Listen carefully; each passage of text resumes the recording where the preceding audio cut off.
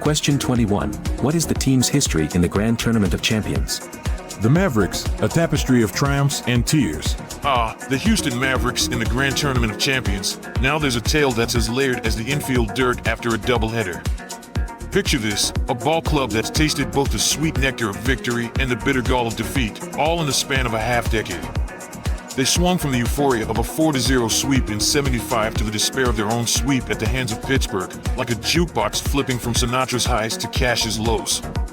They've been perennial contenders, sure, but also tenants in Heartbreak Hotel, losing 3 Grand Championship Series in a manner that could churn stomachs and write country songs. But redemption, 1979 was the year they broke the curse and hoisted the trophy, beating Phoenix like a drum. Then 1980 came around, and the dream of back-to-back glory slipped through their fingers, as elusive as a knuckleball. This team's history is a potpourri of emotions, a roller coaster that doesn't know the meaning of a flat track. Now, as we stare down the barrel of the 1981 season, the stakes are as high as ever. Each pitch, each swing, is another stitch in the Mavericks' complex quilt of legacy. Will this year add a patch of glory or another square of sorrow to that intricate tapestry? Question 22. What is the team's history in previous seasons? A Maverick saga, from humble beginnings to crossroads. The Houston Mavericks. Picture this, a team that has aged like a fine wine, maturing from the vinegar years of the early '70s into a robust vintage by the end of the decade. Their arc reads like an old Western film, from a rough start in '72 with a 67-95 record and financial woes, to gunning for the top spots in the late '70s. Along the way, they became the darlings of the playoffs, even clutching that elusive championship in '79. But don't let those laurels fool you. The '80s greeted them with a stumbling 8-11 start. Their bad work has cooled down over the years, but the pitching staff has been as reliable as a Swiss watch. Financially, they've climbed from the red into a comfortable $7.2 million, and fan attendance, the heartbeat of any club, has boomed like 4th of July fireworks.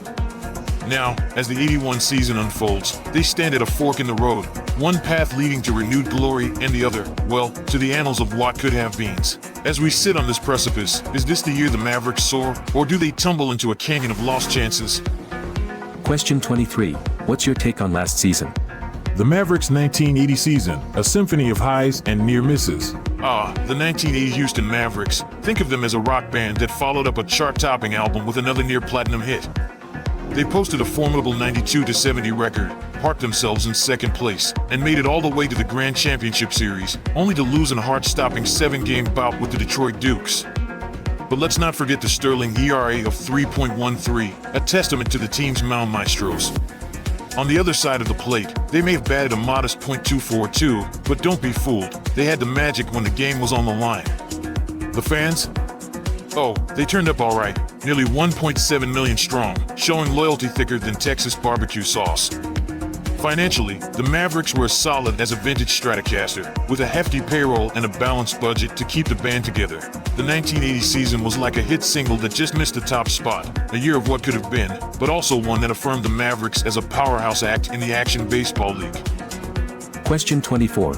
How does what happened in the 1980 season reflect on the 1981 early campaign? Early stumbles in '81, a hangover or a wake-up call.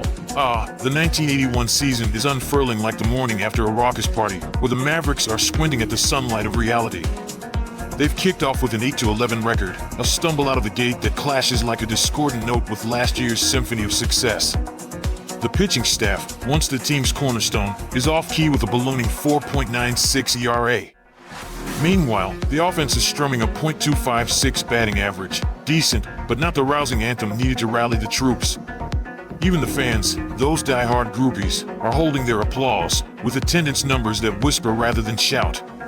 Sure, the Mavericks have a financial cushion, over $7.2 million to be exact, to pull off a mid-season trade or two.